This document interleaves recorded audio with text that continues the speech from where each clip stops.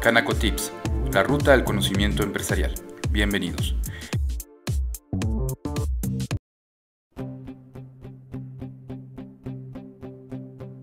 El siguiente tema que vamos a abordar es el relativo al combate a planificaciones fiscales agresivas, que es un tópico que ha cobrado mucho interés y mucha actualidad desde el año pasado. Y esto obedece principalmente a dos razones. La primera, por todos los esquemas que me parece que en muchos de los casos efectivamente, más allá de una planeación, caen en aspectos delictivos de simulación de operaciones y que les ha combatido. Creo que de la manera en la que estamos pagando justos por pecadores, y me refiero específicamente, ustedes lo habrán vivido, al tema de las devoluciones de IVA, en donde, bueno, realmente es toda una aventura solicitar una devolución de IVA generado por este tipo de esquemas, pero además porque este tema del combate a las planificaciones fiscales agresivas no es un tema exclusivo de México. De hecho, es un tema, este combate es un compromiso internacional que ha adquirido nuestro país, no solamente respecto a operaciones internacionales, sino también de operaciones nacionales.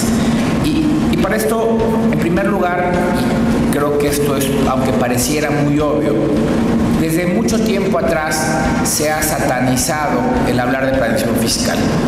Hablar de planeación fiscal es sinónimo de delito, es sinónimo de evasión, es sinónimo de conductas indebidas, cuando la realidad de las cosas es que esto no es así. Me parece que de la misma forma en que es válida una planeación patrimonial, una planeación financiera, una planeación administrativa, es perfectamente válida una planeación fiscal, y por supuesto que tenemos derecho a llevar a cabo planeaciones fiscales. El punto aquí es, evidentemente, puede no gustarle a las autoridades un tipo de planeación. Sin embargo, me parece que lo importante es que esa planeación esté debidamente soportada y sustentada, y que realmente se trate de una planeación como tal y no de una simulación de operaciones. Y en ese sentido, un primer aspecto que creo que es importante que todos tengamos en cuenta es cuál es la esencia de la planeación. Y la esencia de la planeación está en la interpretación de las leyes fiscales. Esa es la base de la planeación fiscal. Y esa interpretación no solamente la hacemos nosotros como asesores o como contribuyentes. Esa interpretación que damos a una norma finalmente la va a validar o no un tribunal. Tribunal Federal de Justicia Fiscal y Administrativa en primer término, y después los tribunales del Poder Judicial de la Federación. ¿Y esto por qué lo digo? Porque muchas veces nos enfrentamos a personas que nos llevan a ofrecer, y cito textualmente, planeaciones a prueba de balas. Y eso no es verdad. No existe ninguna planeación que esté a prueba de balas, porque, insisto, la esencia de la planeación es la interpretación que estamos dando, que en muchos de los casos, o quizá en todos, no corresponde a la interpretación que va a dar la autoridad fiscal, y por tanto el asunto tendrá que dirimirse en los tribunales. De ahí que lo importante de una planeación fiscal es que esté debidamente soportada tanto en la esencia, tanto en la forma en que estoy documentando, como en la metodología que seguí para interpretar la ley. La planeación de suyo, la planeación fiscal, genera problemas. El primero de ellos, evidentemente, intereses encontrados. Los intereses del contribuyente, pues, es disminuir la carga fiscal. Por parte de la autoridad, pues, es recaudar más. Sin embargo, el punto importante, insisto, está en una correcta metodología de interpretación. El interpretar la ley tiene toda una forma de hacerlo, tiene métodos de hacerlo, y no simplemente leerla y entenderla como la quiero entender. Y va mucho más allá de si la coma está antes de una palabra o después de otra palabra. Es una metodología que hay que seguir. El otro punto y más importante es, y reitero, una cosa es planear, que me parece perfectamente válido, planear mis operaciones, planear la forma en la que voy a llevar a cabo mis operaciones, y otra cosa muy distinta es simular las operaciones, que ese es el gran problema que hemos enfrentado. Muchas veces en el mercado se acercan, debo decirlo, asesores un poco éticos a ofrecer planeaciones que no son planeaciones, son verdaderas simulaciones, y lo único que están haciendo con los contribuyentes, pues, es evidentemente involucrarlos en un ilícito. El momento de planear también, para una correcta planeación, hay que tomar en cuenta varios factores. Y uno de ellos es, obviamente, siempre debemos estar pendientes cuáles son los criterios de los tribunales.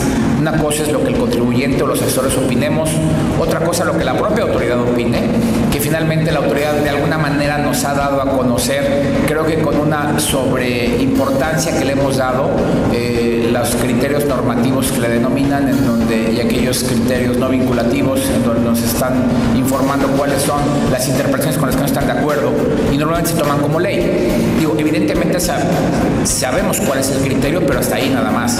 Lo que la autoridad opina respecto a esas planeaciones, insisto, tendrá que dirimirse en un tribunal. Y un punto importante que se ha dado mucha importancia, algo que se denomina la sustancia sobre la forma. Esto es, y que es un tema muy interesante y que es un tema que hay que tener mucho cuidado. El tema es, oye, a mí no me interesa de qué forma aparentes que es la operación. A mí lo que me interesa es la esencia de la operación, ¿sí? Déjame poner un ejemplo. Ustedes saben que las donaciones entre cónyuges y trascendientes y descendientes están exentas del impuesto sobre la renta. Entonces, imaginemos que tenemos un contribuyente que se asiste de una sociedad y le quiere transmitir o le quiere vender parte de las acciones a su suegro, por ejemplo, ¿verdad? Entonces, pues evidentemente supongamos que es una empresa que el costo fiscal de las acciones es muy bajo, el valor de mercado de las acciones es muy alto y por tanto el impuesto es una carga importante. Y entonces se estructura la operación a través de una serie de donaciones en donde pues el esposo le dona a la esposa le dona al papá las acciones y luego el papá le dona a la hija el dinero y la hija le dona al esposo el dinero. Y entonces decimos, yo tengo dos donaciones, entonces pues está exenta la operación. Ahí el tema es, esta sería un ejemplo de una operación con poca sustancia, en donde efectivamente en la forma se manejó como donaciones, en la forma se cumplieron con todos los requisitos de contratos y demás, pero la esencia de la operación, ¿cuál es? La esencia de la operación fue transmitir unas acciones, evidentemente para evitar el pago del impuesto. En muchos casos es muy delgada la línea, es decir, cuándo sí y hasta dónde realmente la operación tiene sustancia.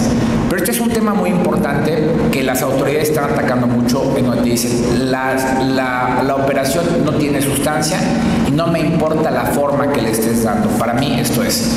Hay que recordar que fue algo que se discutió mucho hace algunos años, que incluso las autoridades tienen facultades para calificar o recalificar o recaracterizar las operaciones entre partes relacionadas. Esto es una disposición que está en el impuesto sobre la renta. Mucho se discutió si solamente aplicaba a operaciones entre partes relacionadas internacionales o también nacionales.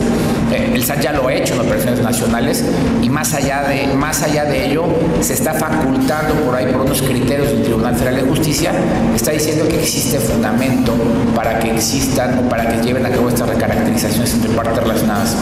¿Esto que nos lleva?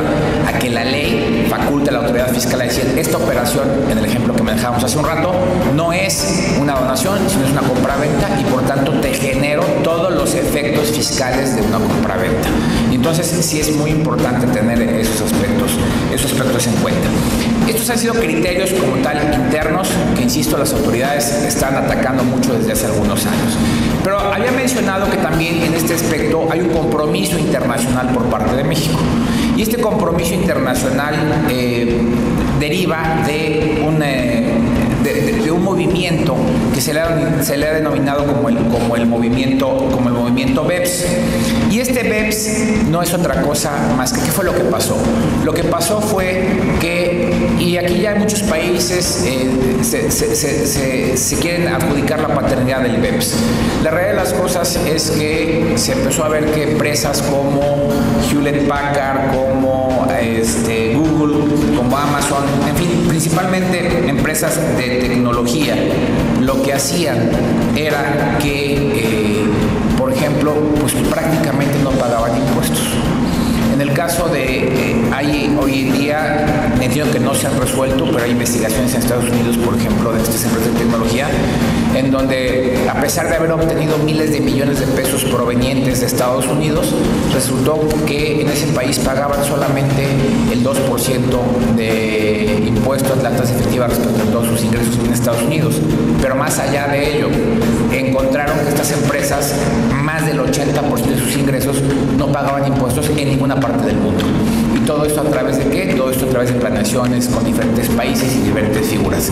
Esto empezó a preocupar al grupo de G20 y pidió a la OCDE que hiciera un análisis. ¿Qué es lo que estaba pasando? Y la OCDE determinó o hizo un análisis que justamente es lo que se denomina BEPS, que no es otra cosa más que en español, BEPS por siglas en inglés, es la erosión de la base y la ubicación de utilidades. En este estudio que hizo OCDE, determinó o llegó a algunas conclusiones y dijo, bueno, ¿el resultado cuál es? El resultado es que a nivel mundial existe una desactualización entre los sistemas tributarios y la forma de hacer negocios. Esto es, la forma de hacer negocios ya superó a lo que las leyes fiscales en general de todos los países regulan. Y justamente esos vacíos, esas lagunas legales, es los que los contribuyentes están aprovechando, no solamente a nivel internacional, sino a nivel interno para llevar a cabo planeaciones fiscales. Y el tema de BEPS es que lo que se encontró es, oye, efectivamente hay una ilusión porque no pagan impuestos, pero lo más grave es, oye, no hay ninguna conducta ilegal. Todo está dentro del marco de la ley. Y entonces dijeron, bueno, dentro de esa desactualización de los sistemas fiscales con la forma de operaciones, ¿cuál es? Pues mira, básicamente son 5 aspectos. En primer lugar, la forma en que los países tratan a los instrumentos o entidades híbridas. Una entidad híbrida es una entidad que tiene una característica en un país y en otra tiene otra característica. Por ejemplo, eso es en Estados Unidos, que no se reconoce fiscalmente y sin embargo en México está considerado como una persona moral residente en el extranjero. Las operaciones de comercio exterior, que ha sido el dolor de cabeza de la OCDE desde hace muchos años, no han acabado de definir dónde debe gravarse el ingreso obtenido de una operación de comercio exterior, de una operación de comercio electrónico. Y déjenme ponerles un ejemplo. Nosotros entramos a internet y simplemente entramos y vemos una página. Pero ¿qué pasa si la página, por ejemplo, está hospedada en un servidor que está en algún país sudamericano y ese país sudamericano, pero esa página es propiedad de una persona que es ciudadana y residente en Estados Unidos, pero además a través de esa página que puedes hacer cobros, pues resulta que la empresa que te presta el servicio de cobranza es una empresa asiática y el banco es un banco que está en Australia, por ejemplo. Y entonces el tema es, oye, y tú residente en México compras un producto y el envío te lo hacen de un almacén que está en Canadá. El tema aquí es, oye, de todo esto, ¿quién pagó el impuesto? No, nadie. Nadie, a río revuelto, ganancia de pescadores, 1 y 2, y nadie, no solamente esto es nadie, no por no cumplir con la ley, nadie, porque todo el mundo lleva a cabo su interpretación y decir, oye, en términos de mi ley, yo no lo causo por esto, y el caso es que son operaciones, ustedes saben la importancia que hoy tiene el comercio electrónico, que no están pagando impuestos en ningún lado. Ese es un tema que también se va a atacar. Operaciones de financiamiento entre partes relacionadas, tema muy común, préstamos, dividendos, en fin, precio de transferencia, que es un tema que cada día está teniendo más y más importancia. De hecho, tenemos conocimiento que básicamente las acciones de fiscalización del SAT para este año, además de las que van a poder derivar de la contabilidad electrónica en su caso, vienen en 2 grandes rubros, todo lo que es comercio exterior y lo que son precios de transferencia. Y hay que recordar que ya se ha definido, al margen que podamos o no estar totalmente de acuerdo, se ha definido que las obligaciones de precio de transferencia, esto es, de partes relacionadas, de demostrar que sus operaciones son a valores de mercado, aplica tanto a operaciones internacionales como a operaciones nacionales. De ahí que no va a ser difícil que en un futuro el SAT venga a cuestionar no solamente el cumplimiento en general de las obligaciones y si acumulaste bien o no, sino decir, oye, esta operación que hiciste con tu parte relacionada de compraventa, de préstamo, de lo que sea, demuéstrame que está llevada a cabo a valores de mercado. Y si no, yo SAT tengo facultades de ajustarte esos precios y determinarte un rechazo, una deducción o una omisión de ingresos dependiendo. Bien, estas conclusiones pareciera que están encaminadas únicamente a grandes empresas que llevan a cabo operaciones internacionales y por tanto, pues, dice, oye, para los contribuyentes como nosotros que somos contribuyentes de a pie, no andamos planeando internacionalmente, pues ¿para qué me va a afectar? No tiene caso. No, Justamente este movimiento de BEPS ha cobrado tanta importancia que el siguiente paso que hizo BEPS fue, y que es lo que se le conoce como el plan BEPS, que es un plan de 15 acciones. 15 acciones que se van a tomar, o que ya se empezaron a tomar, y que van a implicar una serie de cambios, no solamente a nivel internacional, sino a nivel nacional. La importancia de este movimiento es que están participando no solamente países miembros de OCDE. Como ustedes saben, los países que son parte de OCDE pues son los países desarrollados, primer mundo, es el club de los ricos. Bueno, muchos países en vías de desarrollo ya se acercaron a OCDE a levantar la mano y decir, yo quiero formar parte de esta acción BEPS. Y entonces OCDE está generando ya foros en donde están invitando a los países en vías de desarrollo justamente a que se sumen a este esfuerzo para determinar de qué forma ellos pueden participar y de qué forma pueden implementar las medidas para combatir esta erosión de la base y reubicación a nivel nacional. Y no me voy a ir muy lejos, independientemente que está totalmente mal hecho, pero si ustedes recuerdan la reforma fiscal que estuvo del año pasado, que se publicó en el mes de octubre de 2013, la reforma fiscal del año pasado, si ustedes revisan la exposición de motivos, algunas de las reformas fiscales, ojo, que solamente afectan a nivel nacional, no tienen que ver nada con el extranjero, en operaciones nacionales, están fundamentadas en BEPS. ¿Está mal enfocado? Sí.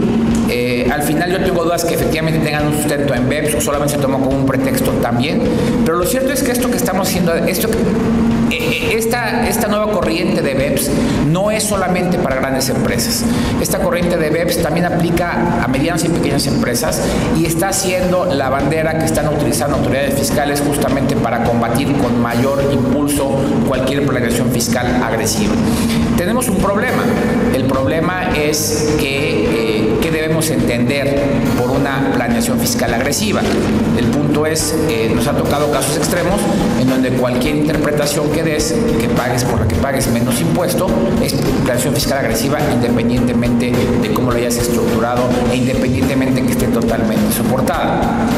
Estamos cayendo al absurdo en donde, y como un símil, resulta que entonces, pues yo creo que dentro de poco yo ya no voy a poder viajar por autopista, no quiero viajar por autopista y me quiero ahorrar la cuota y entonces viajo por la federal y pues me van a bloquear el paso, ¿no? Pues sí, porque finalmente esta es una planeación fiscal, una planeación de tu viaje muy agresiva porque quieres ahorrar el pago de la caseta y entonces no pases por aquí. Estamos aquí en esos extremos.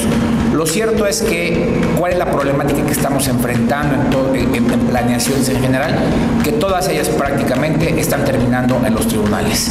Y esto tenemos que contemplarlo. Primero, el costo que tiene. Segundo, las contingencias que genera. Y tercero, los criterios de los tribunales que muchas veces no son de lo más afortunado por un lado. Y por otro lado encontramos sobre el mismo tema criterios dispares con mucha frecuencia. ¿Bajo qué criterios está revisando el SAT estas operaciones? Y ya lo había comentado, la sustancia sobre la forma. Esto es, no me importa cómo documentes la operación. A mí demuéstrame en el fondo que la operación efectivamente corresponde. La sustancia económica, ¿cuál fue la finalidad por la que llevaste a cabo una operación de una manera y no de la otra? Esto es, y esta es mi opinión, no tendría absolutamente nada de malo que la sustancia de la operación fuera, oye, quiero pagar menos impuestos, y lo estoy haciendo con la ley en la mano. El SAT no lo acepta.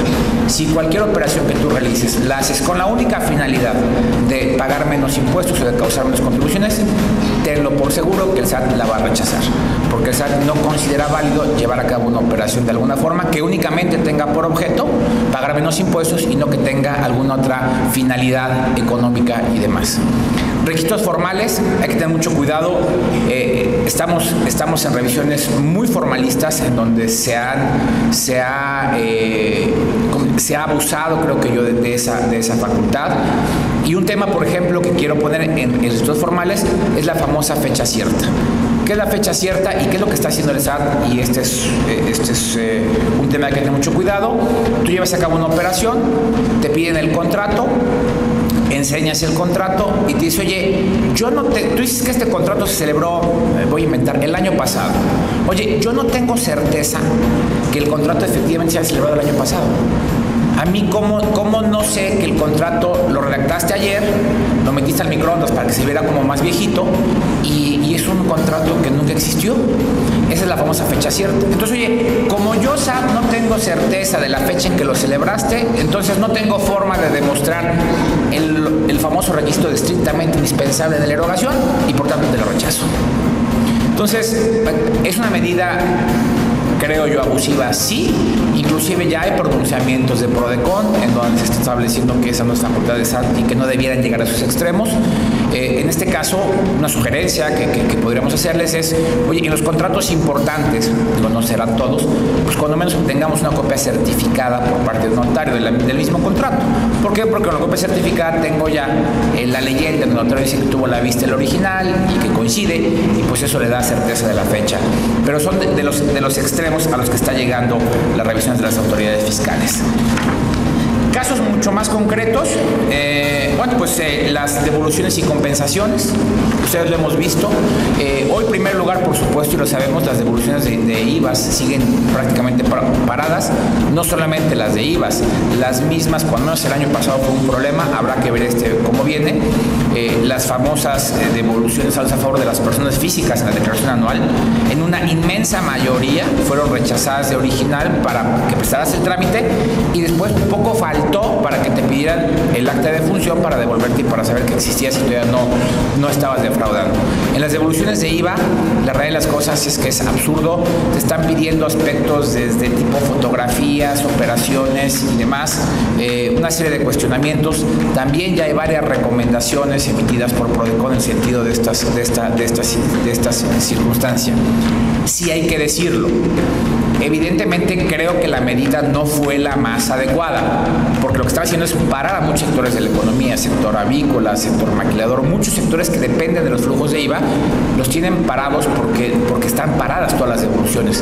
Sin embargo, hay que ser honestos, y esto se originó por todos los fraudes que se hicieron a través de empresas fantasmas, en este sentido. Entonces, en este aspecto, y en este aspecto hay que tener mucho cuidado, porque entonces hoy ya no me basta tener un comprobante por parte de mi proveedor. ¿A dónde voy a llegar? En donde el SAT está detectando empresas que están simulando operaciones o que llevan a cabo operaciones falsas, e independientemente que las suban a la famosa lista negra, el tema es, oye, pero entonces significa, y que ese es donde viene la problemática para nosotros como contribuyentes, oye, yo recibí el comprobante fiscal, verifiqué que estuviera vigente a través de la página, efectué el pago a través de transferencia electrónica, pero no tengo más, yo no tengo más elementos para saber si la compañía pues, realmente cumple o no cumple. Y el SAT lo que está haciendo es, oye, fíjate que este contribuyente ya no está localizado, o lo detectamos que no lleva a cabo operaciones verdaderas, y por tanto te afecta también a ti el rechazo de ese tipo de deducciones. Otro punto muy importante que el SAT está rechazando en este aspecto son lo que debe entenderse por estrictamente indispensable. Hoy en día, cualquier gasto que al SAT no le guste, lo que te dice es, oye, no tengo elementos para determinar si es estrictamente indispensable o no, y por tanto lo rechazo. Y el tema, nuevamente, ¿qué es lo que hay que hacer? Pues evidentemente, si no es a través de PRODECON, pues habrá que litigar el asunto. En este sentido, creo que sí es muy importante que tomemos en cuenta lo que debe entenderse o lo que se está aceptando de manera más general como estrictamente indispensable. Hace algunos años, y no muchos, por criterio de los tribunales, se había llegado al extremo de decir, oye, un gasto estrictamente indispensable es aquel que de no realizarlo te impediría la consecución del objeto social. Y dices, pues mira, realmente, excepto por la nómina y excepto por el arrendamiento y mis compras a proveedores, pues realmente pues ningún gasto como tal pues me va a parar la operación así de manera tan radical. Y ese es el criterio. Oye, si este gasto tú no me demuestras que si no lo haces ya no puedes continuar con tu cuenta social, entonces no es estrictamente indispensable. Finalmente, lo que se ha aceptado, y este es el tema importante, ¿qué debe entenderse por estrictamente indispensable? Aquí hay un punto importante. El concepto de estrictamente indispensable no es un concepto que tenga una definición única. Se le conoce como un concepto jurídico indeterminado. ¿Por qué? Porque porque el alcance y el significado debe adecuarse a la situación en particular, tomando en cuenta diferentes aspectos. Entonces, oye, si yo soy una empresa de mensajería, que me dedico a la mensajería, pues a lo mejor el tener altos gastos de mantenimiento de mi equipo de transporte, pues son gastos estrictamente indispensables. Pero si soy una firma de asesoría y resulta que mi gasto de mantenimiento de automóviles pues representa el 40 o el 50% de mis gastos, pues algo no está. Pero el tema es el mismo gasto puede ser estrictamente indispensable para uno y no para otro, en virtud de que deberá analizarse caso por caso. Afortunadamente, la Suprema Corte de Justicia, en un asunto que resolvió, estableció 5 parámetros, y ojo, son parámetros, no son requisitos, ni son lineamientos inamovibles. 5 parámetros para determinar cuando el gasto es estrictamente indispensable.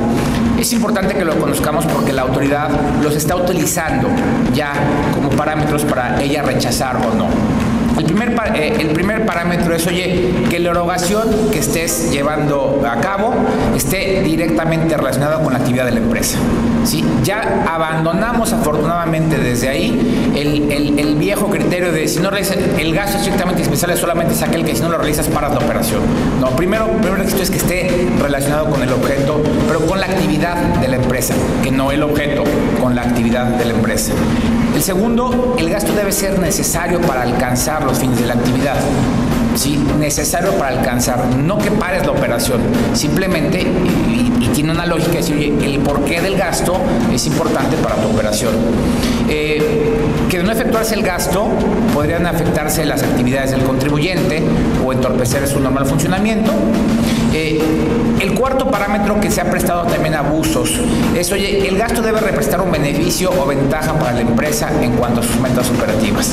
Y esta sí cuesta mucho trabajo y le da muchas ventajas a la autoridad, porque la autoridad te dice, oye, está bien, tú gastaste X cantidad, 1 millón de pesos, demuéstrame ese gasto, cuántos ingresos te generó.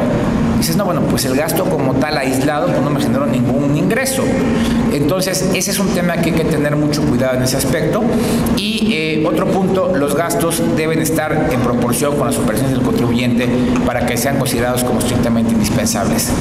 Son parámetros muy generales, sí, muy vagos también, pero el punto importante que los conozcamos, insisto, es ya que el SAT en todas las revisiones que está haciendo, además de otro aspecto importante que no mencioné, perdón, que es el famoso concepto de los comprobantes fiscales. Ese es otro aspecto que se está tomando mucho en cuenta para rechazar deducciones. Oye, la descripción del concepto no es lo suficientemente específica y por tanto yo no puedo saber si el gasto es estrictamente indispensable.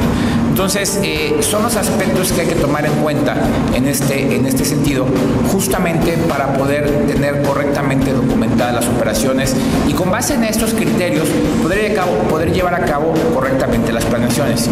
Insisto, la planeación como tal, esto es una previsión, una forma de llevar a cabo las operaciones, no está prohibida, la ley no lo prohíbe. Lo que está prohibido es cuando esas planeaciones se convierten en verdaderas simulaciones, que son operaciones que no existen, que son operaciones inventadas o solamente fabricadas en el papel. Eso es lo peligroso. Sin embargo, bajo ese tenor es que el SAT siempre ha visto mal cualquier tipo de planeación y ahora con mucho mayor razón finalmente está cuestionando cualquier tipo de operación o cualquier forma de llevar a cabo operaciones que tengan por objeto simplemente reducir la carga fiscal.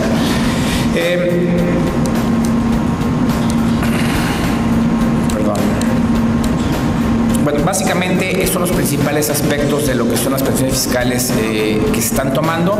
Como ustedes saben, hay muchos, hoy en día hay quienes se dedican a vender planeaciones fiscales como tal. Yo la sugerencia que puedo hacer es, la realidad de las cosas es que, insisto, la planeación bien llevada no existen recetas de cocina. Esto es la planeación de una operación, verla realmente en su esencia es la mejor forma de llevar a cabo la operación, la forma más económica de llevar a cabo la operación, pues evidentemente dependerá de cada caso en particular. Yo creo que en general cualquier receta de cocina que muchas veces ponen en el mercado tiene serias deficiencias cuando se acopla a las características propias, y eso es justamente lo que está llevando al SAT a tomar este tipo de decisiones decisiones que, insisto, hoy lo peligroso de esto o lo riesgoso de esto es que la gran mayoría de planeaciones, obviamente me refiero a planeaciones legales, terminan en los tribunales, lo que implica evidentemente mayores costos y mayores contingencias. Muchísimas gracias, estoy a sus órdenes.